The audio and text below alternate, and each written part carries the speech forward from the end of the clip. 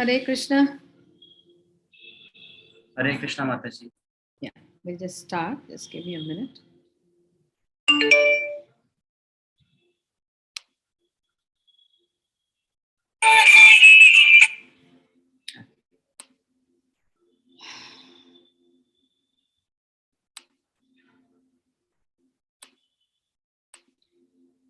Yeah, we'll do the Mangala Charana and then we'll start the class.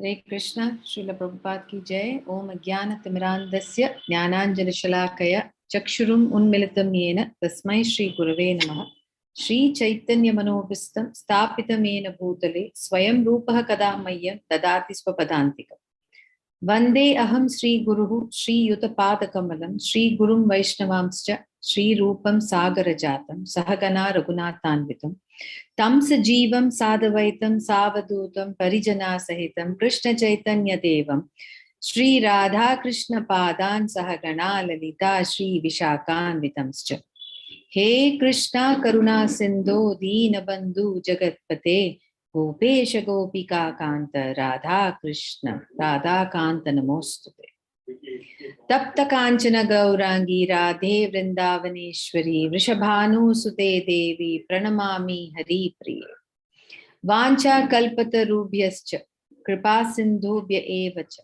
Patitanam Pavanebhyo Vaishnavebhyo Namo Namo Jaya Shri Krishna Chaitanya Prabhu Nityananda Shri Advaita Gadadhara Shri Vasadi Gaura Bhakta Vrinda Hare Krishna Krishna Krishna Hare Hare Hare Rama Rama Rama Hare Hare. Hare Krishna. So today we're going to look at the 13th chapter, and this 13th chapter begins the mark of the last section of the Bhagavad Gita, or the third section of the Bhagavad Gita, which is the Jnana Yoga. Okay, and this chapter is titled Kshetra Kshetrajna Vibhaga Yoga. Kshetra means the field. Kshetrajna means the knower of the field. And in addition to that, we'll also be looking at the other details about Prakriti, the Purusha, and as well as the Atma. Okay. So these are the things that we're going to be looking at in a little more detail. You're already aware of it. You've already heard a lot about these aspects in the previous chapter. But in this chapter, we are going to dwell a bit in detail on each of these, because this section is all about engaging all that we have studied so far to kind of understand in depth the essence and the meaning and how they all connect with each other. Because the Bhagavad Gita, the more you read, the more you the more depth you want to get into. So that's the beauty of Bhagavad Gita, and it doesn't happen just the first time. It keeps happening every time you read this text, because there's so much of depth in it, and it kind of throws up different angles of meaning. And every time you kind of you read it, you get a better understanding, and that understanding also throws up several disjointed elements that would always remain in our heads at all times, and it kind of just gives you more clarity every time you sit to read it or sit to discuss it. That's the power of Bhagavad Gita. Okay, and I'm telling you that I don't think one lifetime will really be good enough for us to understand this fully. Okay, so let's see how this chapter is is constructed. So Arjuna has 6 questions. That's verse 1. He asks about Prakriti, Purusha, Kshetra, Kshetrajna, Jnana, and Neyam. And I will give you the meanings of all of that as we get into the shlokas. From 13.2 to 7, Lord Krishna answers the 2 questions. I think he asked 6 questions. So the 2 questions of Kshetra and Kshetrajna and Jnana. So 3 questions he answers in verses 2 to 7. In verses 8 to 12, the Lord speaks about how do you acquire knowledge. He spoke about knowledge. He gives the definition of knowledge, and he says, what is it that would be required? The qualities that one need to imbibe, or the qualities one need to kind of have to get knowledge or to acquire knowledge. And Neyam, which is object of knowledge, he explains in verses 13 to 19. And then he talks about Prakriti, the Purusha, and the union of Prakriti and Purusha from 20 to 26. And then he also speaks elaborately about what is the purpose of acquiring knowledge. Ultimately, what does knowledge lead us to? Or what should be the goal of knowledge? Okay.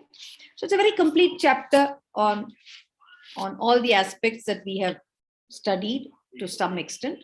And also to kind of, it also opens up a lot more of vistas for us to kind of wear our thinking hat. Okay, because this knowledge of the Bhagavad Gita is something of eternity. Each time, as I said, it will actually make us think and want more or seek more. Okay. So now chapter 13. Now you may wonder, at the end of the day, Bhagavad Gita and all our scriptures talk about devotion, and it also positions devotion above everything. Give me a minute. There is one phone call. I just need this. Give me a minute.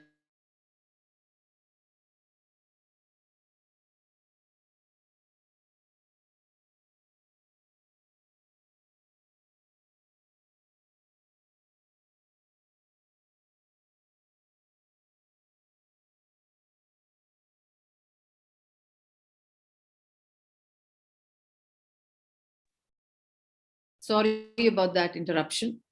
So, at the end of the day, bhakti is the one which is the prime focus of what our scriptures prescribe to us.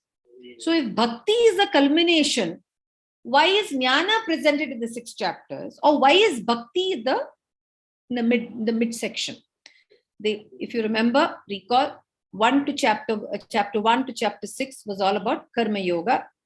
Chapter 7 to 12 was all about bhakti.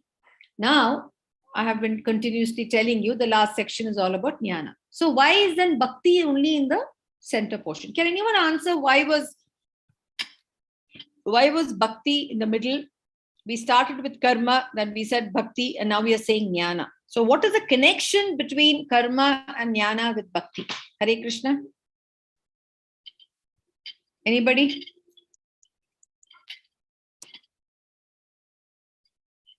Anyone? Can anybody say what is the connection of jnana and karma to bhakti? Hare Krishna. Tejasvi ji, Suraj ji, Bharini Gayatri ji, Ananya ji, Babani Shankar ji. What is the link between jnana and karma to bhakti? Nobody wants to give a try? Okay. Oh, none of you want to give it a try. Okay. Actually, all of Bhagavad Gita, and as I said, all of our scriptures discuss. In fact, if you really notice it, bhakti is at the center of everything. Bhakti is at the center of the purpose of our life, whether it be our activities or whether it be the process of knowledge. At the end of the day, if you don't have bhakti, if you don't have that humility, if you don't have that faith, it's highly unlikely that even that we would be doing our activities well, or would we achieve gaining knowledge. Okay, so the first 6 chapters discuss how to achieve bhakti through work. So you can only engage in devotion only by when you are completely aligned with your prescribed duties, and only when you understand the purpose of doing your duties, which is to ultimately to please Krishna, would that work also have an effect and would make sense and would also help in achieving what the intent behind that work is all about. Okay, the last 6 chapters describe how to achieve it through knowledge. How do you achieve that bhakti through? How do you achieve you achieve bhakti through knowledge? One is by doing, the other one is by knowledge. And the middle 6 discuss bhakti itself, right? In the 12th chapter, Krishna explained how he personally delivers his devotees from birth and death. And that can only happen through knowledge and work. And having Krishna at the center of knowledge, and as well as the activities that we do. So the last 6 chapters, they provide a philosophical knowledge necessary to extricate oneself from this material world. Okay, it kind of further helps you to strengthen this journey of bhakti or devotion, so that ultimately you liberate yourself and you work on the process of attaining moksha. So jnana has its use in assisting our detachment from Maya. So jnana helps you to kind of stay away from things that will actually create attachment. And it enables you, or also helps you, to build or strengthen your attachment to Krishna. Okay. Therefore, when we use knowledge as a means to attain devotion, it becomes part of bhakti. And then when you practice it by way of your activity, that becomes nishkama karma yogi. So our work with knowledge and that complete devotion helps you to kind of fortify bhakti, or helps you to kind of engage in activities that completely helps you to surrender to that supreme Brahman. Okay, was this clear? Hare Krishna. Yes, Mataji. Yeah, okay. So if anyone asks you, because very often these are the fundamental questions where we often get lost. So if anyone asks you, so now at least, we all know where we stand with respect to bhakti, and where we stand with respect to the division of the structure of the Bhagavad Gita in the 18 chapters. Okay. So now 13.1 and 2. 13.1 is a question that Arjuna asks. So he says, "Oh, my dear Krishna, I wish to know about Prakriti.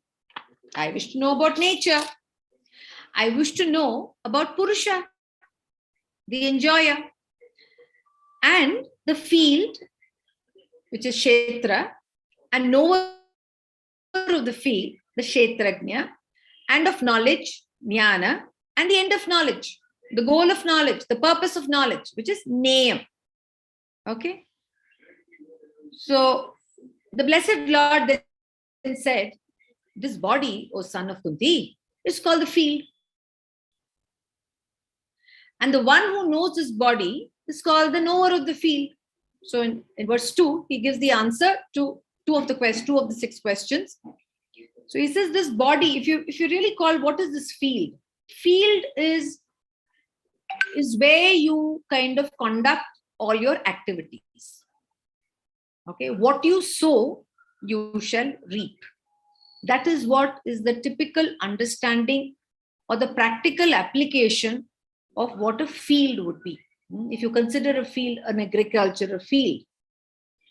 So the agricultural field produces things based on what you sow and how well you cater to the field thereafter to ensure that you get benefit or you get the fruit of the seeds that you sow, or the fruits of the work that you engage on that field. Similarly, this body too is a field.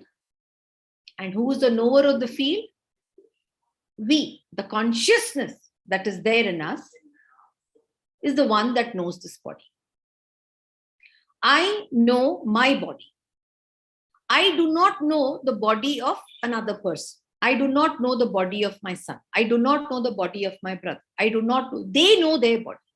So each of us know our own bodies. Now, this may sound very cliche. Now, you need to understand it from the perspective of our consciousness and our unconscious biases that are always stored in each of us.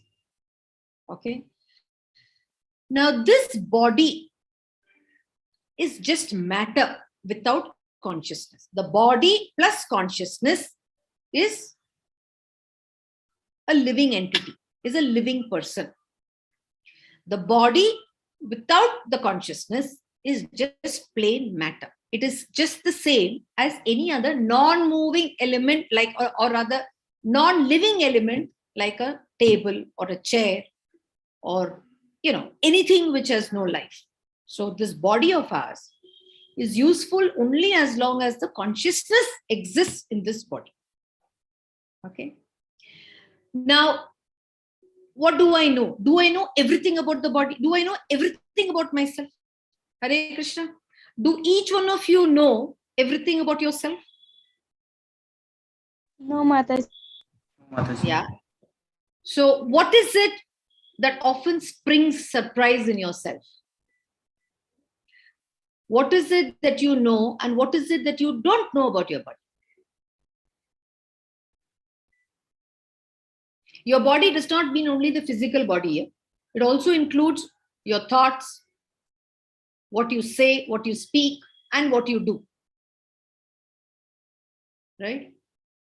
So a lot of our thoughts, a lot of our actions, a lot of the way in which we kind of engage in our speech and engage in conversation has a lot to do with not only of things that we are conscious of, right?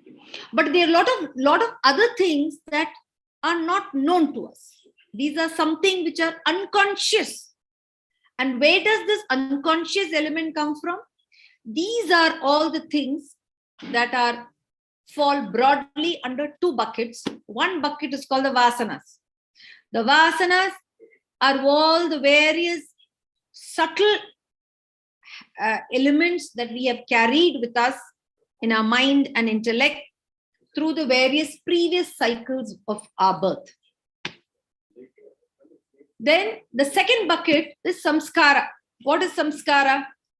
Samskara are the values that we kind of imbibe, or the values that are taught to us by way of our upbringing in our own families, in our own circle of friends and associations, our education, and as well as things that we probably are unknowingly gathering into ourselves. Okay. See, every day we are conceiving, we are receiving a lot of information, and we're also kind of preserving them as part of our experiences, which we will use when the time comes for us to make use of it. For instance, if you have to get your driving license, you are taught a few things to kind of adhere to, so that you are able to engage in the process of driving. And you are also tested to see whether you have kind of understood all of them. So what you will exhibit is all that you have learned in terms of what the road rules, and also kind of making sure that you are using the various elements in your vehicle well, so that you are not breaking any of the rules that is that is there as part of our driving process, right? So there, a lot of our things that would come based on what we have learned as part of theory, but also a lot of things, impressions that we might have gathered as part of our experiences as also will come into play, because we know that this road at this point in time, at this point in place, has a pothole, okay, or we know that there is going to be some kind of a structure, or suddenly a structure might come up, the police may put some structure in between. So all those things probably were not taught, but then you, as part of your experience, I have to put a brake now because there is something else there's something kind of a stumbling block that is there, and therefore I need to put a brake and I need to move my vehicle into another direction so that I can avoid that, right? So therefore, please understand the kshetra, the body by itself is matter. It's only the consciousness that helps the body to be active and engage in every process.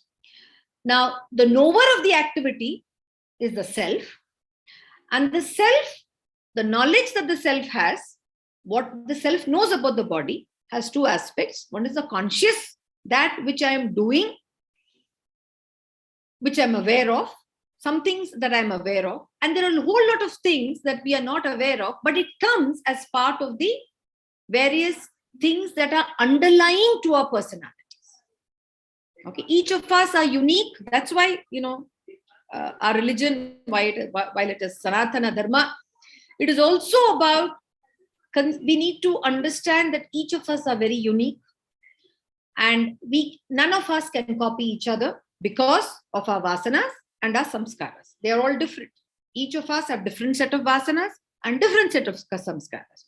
That's why when we have to compete with ourselves. We need to compete with those things which are annoying, which are impeding us, rather than competing with another person. You always find the competition within yourself. That will help you to elevate. That will help you to get better. But if you're going to try and compete with other people, it invariably may not lead to the right results. And that's where we kind of get into wrong, setting up wrong set of expectations. And that again leads to a whole lot of, it leads to a vicious circle of, again, envy, jealousy, greed, you get upset, anxiety, everything comes into play. Okay. So, we can discuss this for another 1 hour, but I'm just going to move ahead. If you've understood this, I'm happy. So you understood the difference between Kshetra and the Kshetrajna, the knower and the body? Hare Krishna? Yes, Mataji. Okay. We can really delve. It's a very, it has a lot of deep psychology in it, but I will just stop here for the moment. When you get into level 2, I'm sure you will have a great opportunity to discuss it at length, as part of your group activities. So now, these are the 6 questions. Prakriti is material nature. Purusha is the enjoyer of the Prakriti. We are all part of the Supreme Purusha. We are the self, which is small s, and we are also part of Purusha, which is the Parabrahman. Kshetra is our body, which is our Shariram, and our Sharira has 3 parts to it. Our Sharira has the gross. Gross is the body, the physical body that we have, with our eyes, nose, and ears, and all other organs. Then you have the subtle body, the second sheath in each one of us is subtle body, which is the mind and intellect, which is also the storehouse of our vasanas and our samskaras. And then the third body is the Karana Sharira. Karana Sharira is your soul. Okay. So the gross body is called the Karya Sharira. The mind and intellect put together is called the Sukshma Sharira. Mind, intellect, and ego. That is called Sukshma Sharira, because it's subtle. You can't see it. You can't feel it. And then the Karana Sharira is the soul. Okay. The Karana Sharira is the one that transmigrates from one body to another. Okay. Kshetrajna is the observer in the body, which is the soul, our individual soul. And Paramatma is also present as a Shirodakshaya Vishnu in every living entity that we have already studied. So we know our own bodies, but the super soul, the Shirodakshaya Vishnu, who is present in each one of us, knows the bodies of everybody. Okay, that's the only difference, because we are fallible. The Lord is infallible. He's Achyuta. He's infallible. Okay. So jnanam is knowledge. So one who understands the body and one who understands the body is the one who has the knowledge. So if you understand yourself and you know who you are, you understand your conscious self and your unconscious biases, that is knowledge. And then name, at the end of the day, what is the purpose of knowledge? Which is to know the Supreme Personality. Okay. So 13.3, Kshetrajnam chapi mam viddhi sarva kshetreshu bharata kshetra kshetragnyor jnanam yatta jnanam matam mama. O son of Bharata, you should understand that I am also the knower in all the bodies. And to understand this body and its knower is called knowledge. This is my opinion. Okay. So he says, the knowledge is when we know our body and we also know how is it that the process of our actions lead to various reactions. That is real knowledge. Okay. So here you can see in this picture, the person is in the active state. He has his own soul. Okay. The shadowed soul within, in the heart of the person is the self. And then you have the Paramatma who's there as the overseer, witness, permitter, and enjoyer. And this person is sleeping in the sleep state 2 state. In the active state, he's engaged in active conversation with somebody. In the sleep state, the mind is active. That's why we say the mind control is very important. Mind is very active. The mind is roaming all around the place. He's thinking of various things. He's thinking of money. He's thinking of, variety of things there. And the Atma is present. The Atma is not doing anything. And the soul is also just observing. The soul is also not doing. It is our own mind and intellect and our own ego which is actually working. Okay. In the third state, where he's in the deep state, his mind, intellect, and ego is completely at rest, just as the body is at rest. And the soul and the Paramatma are present as they are. So the other understanding is the soul does not partake in any of the activities, and neither is the Paramatma inducing the soul to do anything. And neither is the soul inducing you to do anything. All that we do is through our mind, intellect, and our ego. It's our false ego, intellect, and mind, which is constantly urging the field, which is the body, the gross body, to get into series of activities or series of actions. So if the soul has to be completely purified or completely, kept free of any contaminations, we need to keep a check on how the sense organs in our body are acting, and to ensure that the various sense objects of our body or the sense organs of our body keep away from the various sense objects.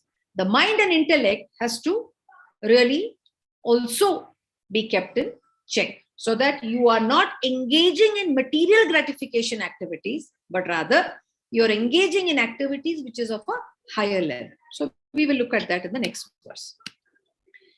So this is an example of the field, the body. Okay. This is the, one second. Too much of disturbance here. This is the field. And there you can see the sun. The sun can see all the fields that are there, in that region. Whereas here is a farmer, he can only see his own field. Similarly, we only know ourselves, we don't know the other bodies that are around us. So therefore, there is a very other important thing that we need to also learn from this. Each of us need to be mindful of each other in a very big way, because each of us are different, and it's very difficult for us to even know ourselves, so leave alone knowing others. That's why when we engage in any kind of relationship, it is very important for us to exercise caution, exercise mindfulness, exercise sensitivity. Okay, this is a realistic understanding that we should have from these verses. Okay, that's why I said each time you read the Bhagavad Gita, you get a different perspective, and that which helps you to kind of get, get that, what do you call the samatvam. You kind of become at peace with everything. Your expectations and your demands, your kind of, all those kind of things really kind of get a lot more, into a realm of practicality, and that helps you to give you a lot of peace with everything. Okay, so the other important thing here is the sun. So the Lord, the Supreme Lord, he is someone who can see everything.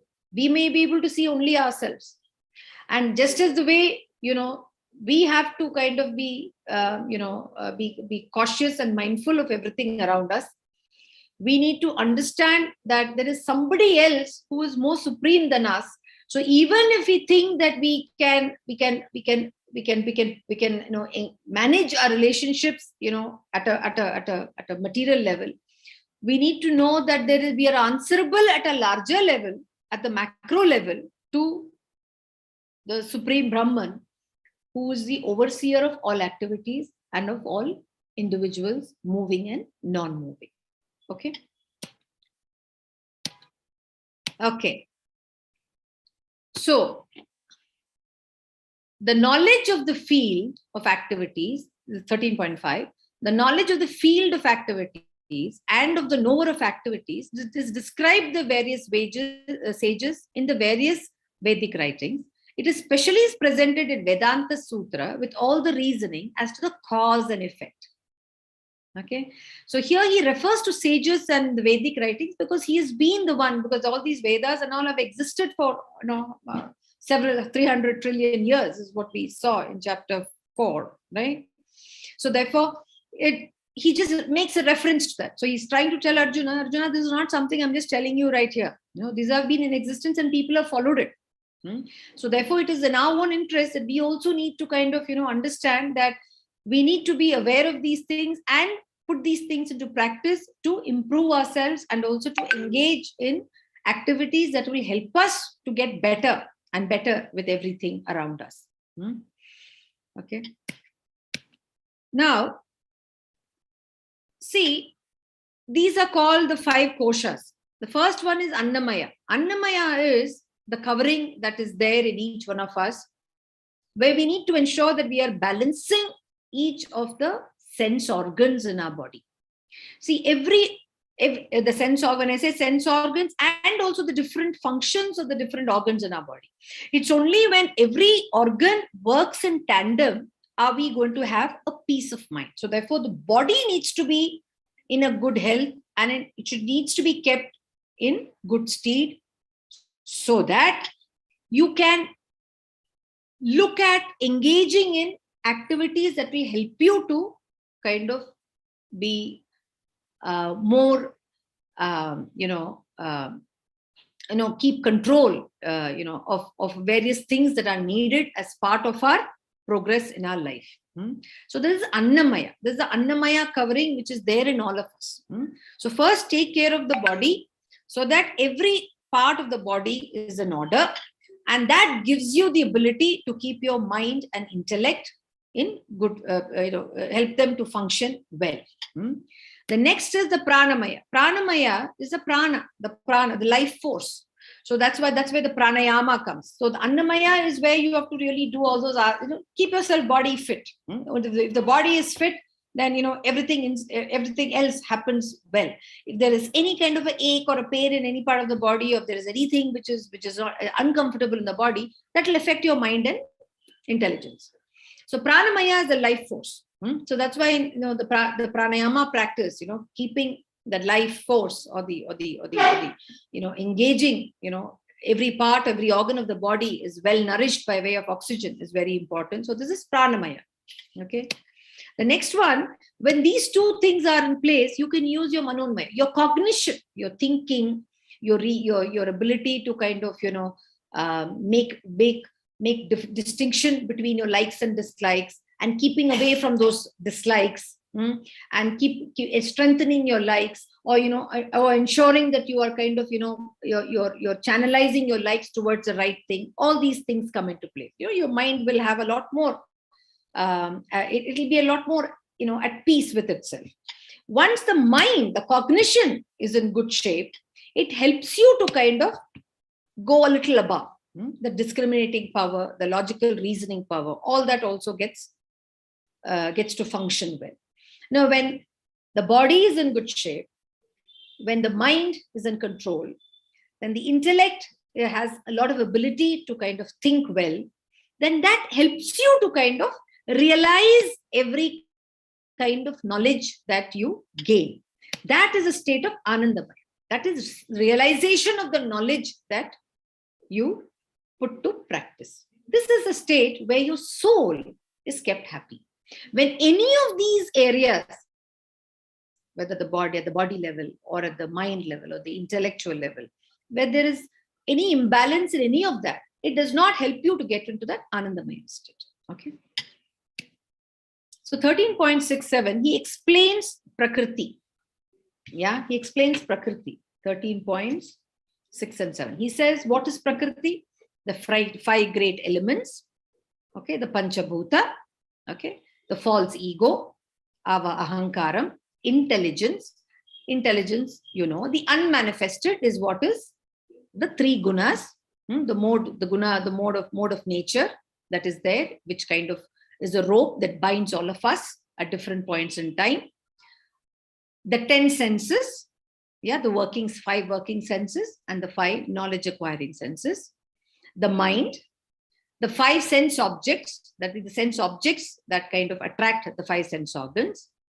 Then he says all of this put together kind of are the ingredients that are there in the body, which result in various kind of reactions or various emotions in the form of desire, hatred, happiness, distress, etc. These are the life symptoms and conviction. And then he said the life symptoms and convictions, all these are considered in summary to be the field of activities and their interaction. So therefore, as I said at the beginning, our thoughts, actions, are what we speak, our behavior, everything comes about, which is composite of these 24 elements that our physical body, our subtle body is made up of. So therefore, keeping all these elements in good order is very vital for us to ensure that we engage in the activities through this body. Okay, because the way we engage is what will result in the various outcomes. So how you kind of treat this body, the subtle body, the gross body, is very important. And any kind of misappropriation or maladjustment in any of these 24 elements leads to errors that would have negative effect and will have reactions that will very strongly reflect on our thoughts, actions, and in our speech and in every other phase of engagements and activities that we engage. Okay. So now 8 to 12, he's going to discuss about jnana. So what are the qualities that one should have to acquire knowledge? Can someone read the English translation, please? Hare Krishna. Somebody wants to read the English translation? Hare Krishna, Mataji. Yes, please, Mataji. Come.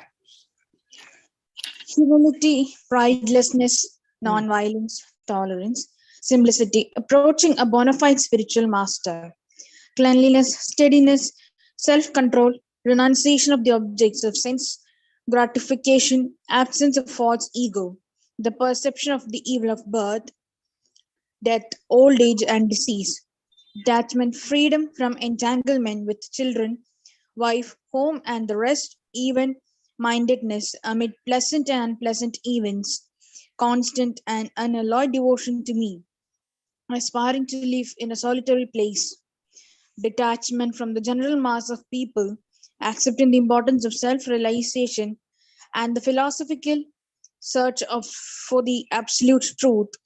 All these I declare to be knowledge, and besides this, whatever there may be is ignorance. Hare Krishna. Thank you so much. So he says the process of knowledge, there are 20 qualities. Later on, you just go through this 13.8 to 13.12, the available in Veda base. These 20 qualities are essential for us to get to acquire knowledge, or will help us to kind of ensure that the knowledge that we get gets recorded or is entrenched in us in a good way. So humility here means that where you are not really hankering for any kind of an honor, where you're doing things because you know that you have to do it, and when you do it well, the result will be good. And when you don't do it well, you know that okay, fine, it's part and parcel of the whole game, and then you say, I need to strive better. So humbleness is very important. Especially humility is important when you're doing well. Humility is very important when you win, or when you're on a winning seat. Okay. Then pridelessness is when you're really not aiming or hankering for to become popular, to become famous, or to be the best of best. Okay, you strive hard, you will automatically be the best of it, and immediately ensure that you need to be humble. But don't go with the aim to say that, what, I'm doing this because I need to be number one. Yeah. And simplicity.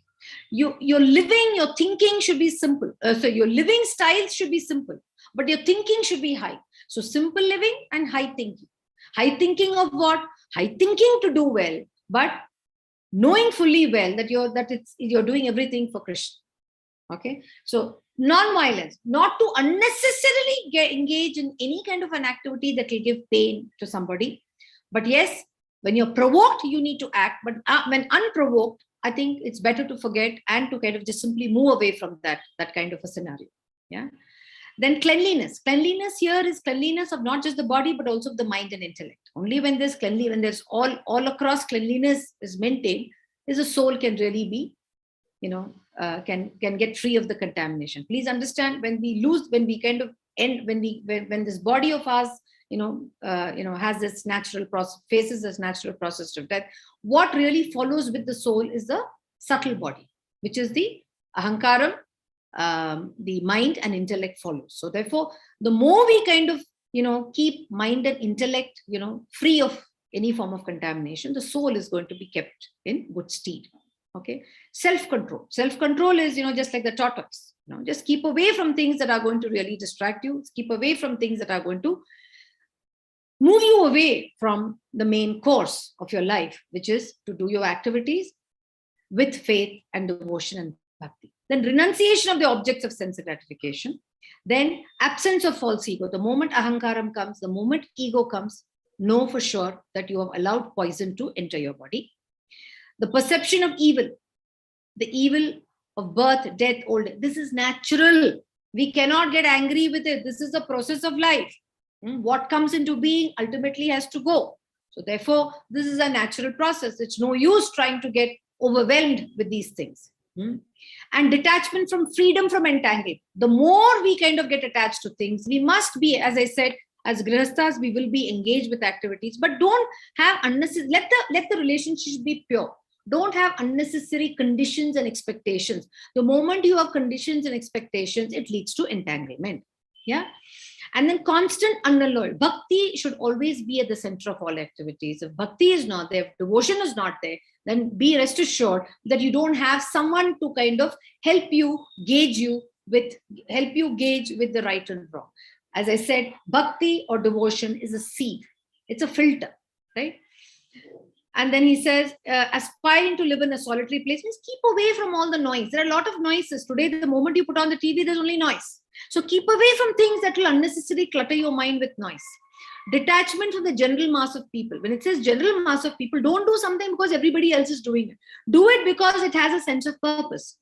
Accepting the importance of self. Ultimately, it's only self-realization that will liberate us. It's self-realization that will give us the freedom to conduct ourselves well.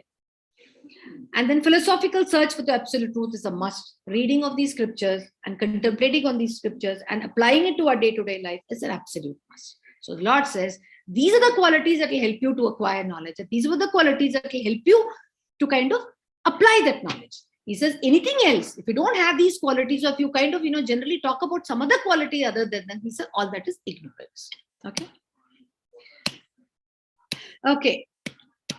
So this is the detailed meaning of all that. We just studied or read. I'm skipping this. So now the Lord says, I shall now explain the knowable, knowing which you will taste the eternal Brahman, the spirit, beginningless and subordinate to me, lies beyond the cause and effect of this. But he's going to explain about the Prakriti and the Purusha. Yeah. I think from 13 to 18, he's going to explain the purpose of Jnana. Okay. Okay. Sarvendriya gunabhasham, sarvendriya vivarjitam, ashaktam sarvabhritchaiva, nirgunam gunabhoktarcha. The super soul is the original source of all senses. So where did we get this body? The gross body, the Panchabhuta, the Mahatattva, the Pradhana, everything is, the origin is from the super soul. That is the Paramatma, the Shirodakshaya Vishnu. Yet he is without senses. He is Nirguna. He is unattached. He is Asakta. He is unattached. Although he is the maintainer of all the living beings. He is there in each one of us, but then he maintains his independence. And similarly, the soul, which is part of it, which is part of the eternal self of the Lord, is also, independent. It also remains aloof. Okay, so we need to understand it is us, through our own desires and our own needs, we do a lot of things, and it's not the soul or the Paramatma which is making us do anything. So therefore, blaming the Paramatma, a lot of people blame. They say, oh, why do bad things happen to good people? So that's not really a question that we should really be, we should look at it from the perspective of all that we are studying here in the scriptures. We cannot look at it without understanding the philosophy of life and the philosophy of our own behavior and our own desires and needs. So the Lord, he transcends the mode of nature. He is Nirguna. And he transcends. He's away from, he is not affected by it. He is kind of, he has given us this Prakriti because we want this Prakriti to be there. And at the same time, he is a master of all the modes of material nature. He has given us everything. He is a master of everything. However, don't blame him for things that go wrong because he has given you the independence. He has given us the independence. Okay. The supreme truth exists both internally and externally in the moving and non-moving. He is beyond the power of the material senses to see or to know. Although far, far away, he is also nearer to. He is in us, he is outside, and he is inside. Okay. So 13.18, he is the source of light in all the luminous objects. He is beyond the darkness of matter. He is unmanifested. He is knowledge. He is the object of knowledge. We're talking about Nayam here. So what is the object of our knowledge? The object of knowledge is to kind of understand the Supreme Brahman and work in such a way that we use all the criteria that the Lord has given us in terms of acquiring the knowledge and living the knowledge. So he is the source of the light of all in all luminous objects. Everything, he has already explained this to us in chapter 11, 12, and 7. He's beyond the darkness of matter. He's unmanifested because there's no birth and growth and annihilation for him. He is the object of knowledge. At the end of the day, all that we are studying, all that we are doing, all that we are working for, our ultimate purpose is to kind of join back with the original source, which is the Paramatma. And he is the goal of knowledge. Ultimately, attaining the Lord, surrendering to the unto the lotus feet of the Lord is the purpose of all that we are doing today. He is situated in everyone's heart. Okay. So Krishna is the source of light, and Krishna is the light himself, and Krishna is who we are, right? So remember that sloka 4.27, Brahmarpana Brahmana Hutam. So he is everything. 13.19. Thus the field of activities, the body, the knowledge, and the knowable have been summarily described by him. Only my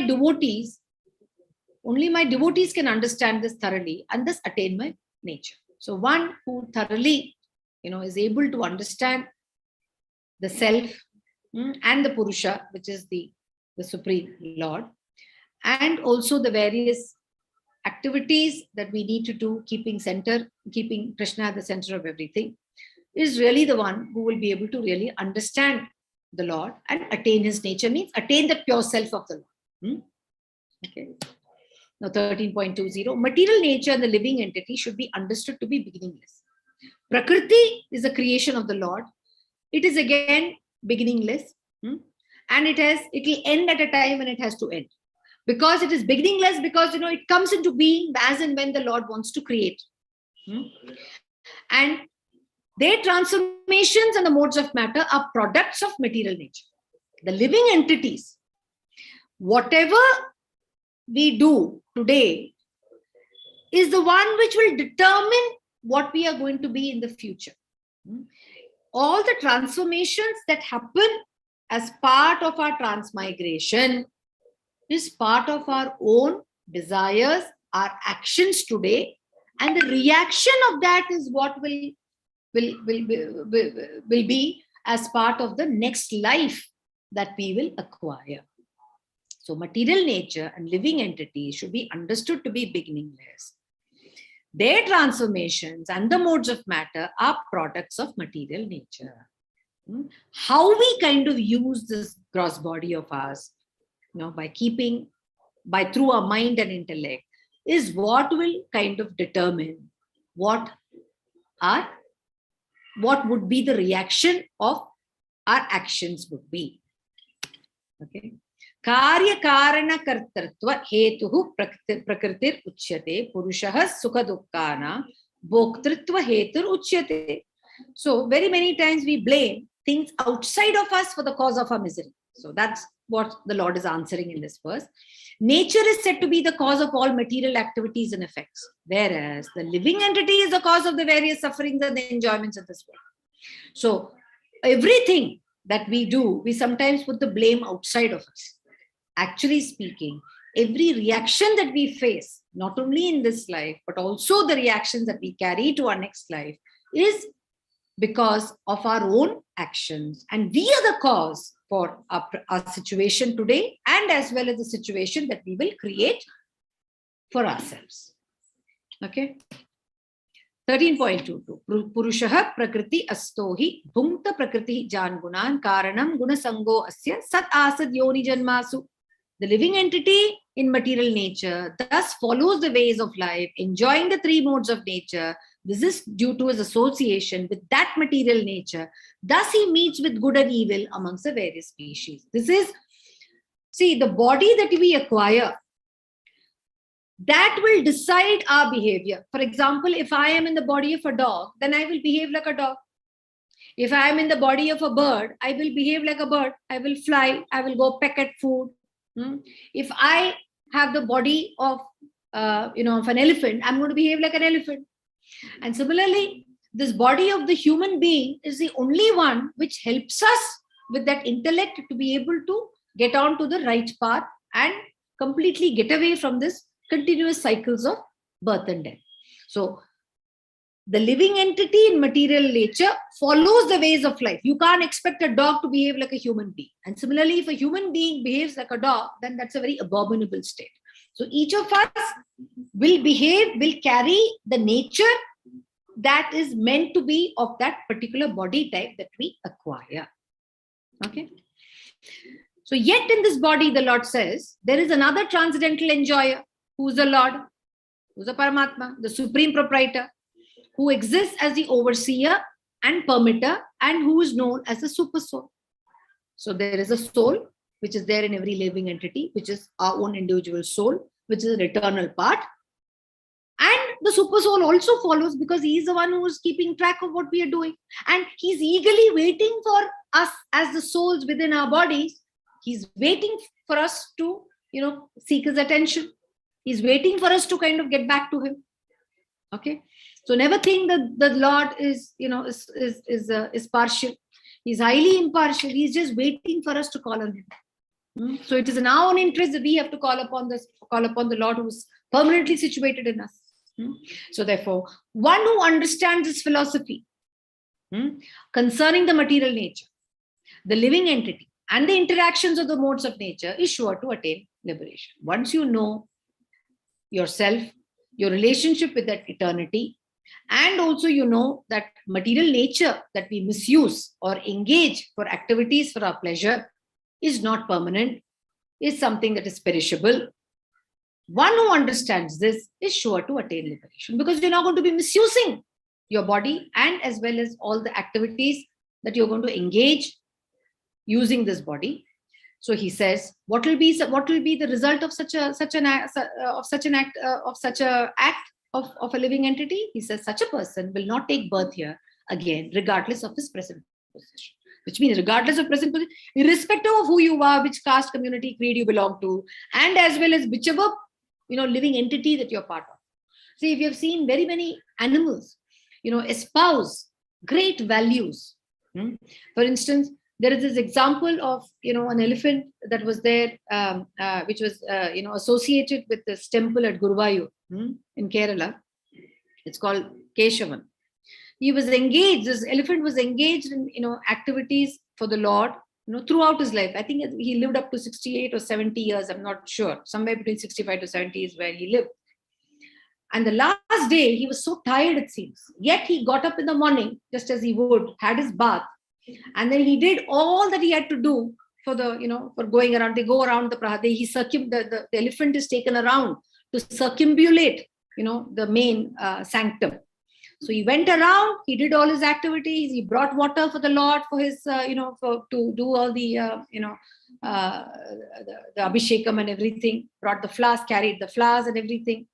And ultimately, he just kind of folded his knees and raised his trumpet and then gave out his last sound and then looked at the Lord and then laid his, his trunk right in front of the altar. Okay. As if to say, thank you. You have to liberate me now. Enough. I've had enough of this material life. Please, he completely, surrendered in a surrendering mode. So there are these wonderful examples that we often, come to hear of. So therefore, don't ever think that the other living entities do not have that sense. They have that innate intuitive sense, which probably they don't get to exhibit it as much as we do, but some of them do it extraordinarily well. And that is what kind of, deepens the kind of, deepens that, that whole existence of that Supreme, who is there, around us, who is omnipresent, right? So some perceive the super soul within themselves through meditation. Now, how do many people, you can perceive, the Lord within you through meditation, others through cultivation of knowledge, and still others working without fruit of desire. So Nishkama Karma, Jnana Yoga, and through Ashtanga Yoga. So it all depends which path is useful to you or which path is easy for you. So the Lord is not stopping you. But only thing, he warned us against the other parts. He said Nishkama Karma is much better than simple Jnana or simple meditation. Okay. So in 13.26, he says, again, there are those, although not conversant in spiritual knowledge, begin to worship the Supreme Person upon hearing about him from others. Okay, not everyone gets an access to read these scriptures, but the moment they hear and they kind of, get the sense of what the power of bhakti is, they start engaging in those activities. And we have seen many people like that, right? Because of their tendency to hear from authority. So therefore, whatever we hear, when we hear it from bona fide authorities, we must take it as authentic. They also transcend the path of birth and death. So there are different varieties to kind of engage in your devotion. There are different kind of varieties in which you can learn, and as well as, actively partake in the process of devotion. O chief of Bharatas, whatever you see in existence, both moving and unmoving, is only the combination of the field of activities and the knower of the field. The knower of the field and the way the knower engages in the field is what ultimately, describe, or is ultimately what decides, how we are going to, how we are progressing on the path of liberation. Okay. And he says the Prakriti and everything, the living entities are all part of the creation of the Lord. Okay. Now 13.2 time, he says, one who sees the super soul accompanying the individual soul in all the bodies and who understands that neither the soul nor the super soul is ever destroyed actually sees. So this is the true sign of a yogi. This is a true sign of a sage. 13.29, one who sees the super soul in every living being, equal everywhere, does not degrade himself in his mind. Thus he approaches the transcendental death. So therefore we have to be in moderate, and we have to live in solidarity with everything that is there in this universe. 13.30, one who can see that all activities are performed by the body, which is created of material nature, and sees that the self does nothing actually.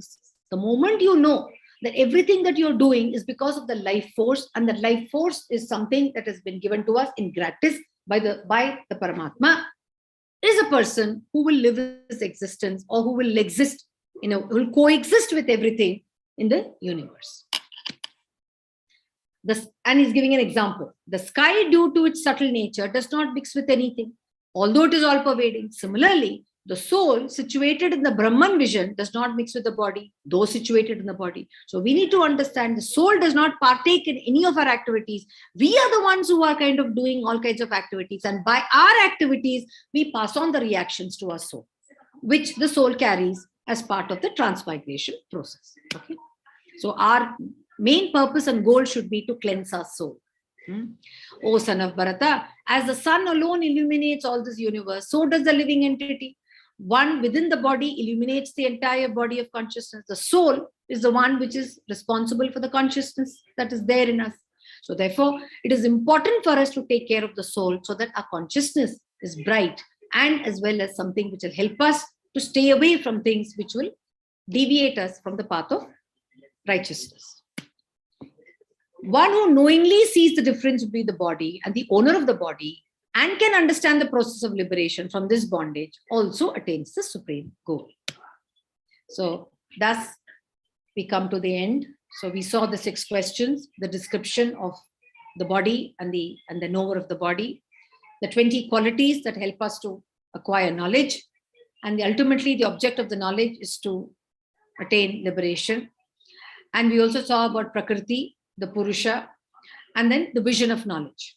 Okay, the purpose of knowledge is really about knowing ourselves and our relationship with everything around us, and to understand that the soul does not dictate or does not partake in any of the activities. It's our own subtle body, the mind, the intellect, and the ego that engages in all activities, and it's in our own good, for our own soul's sake. We must ensure that we are really keeping our subtle body in absolute state of cleanliness. When I mean cleanliness, it's about keeping them in control so that we are not swaying to the various distractions that are there in the material nature.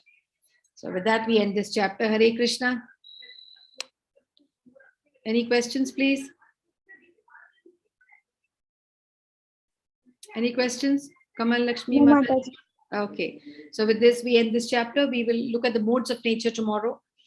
Hare Krishna. Vancha kalpata rubhyascha kripa sindhobhya evacha patita nam pavane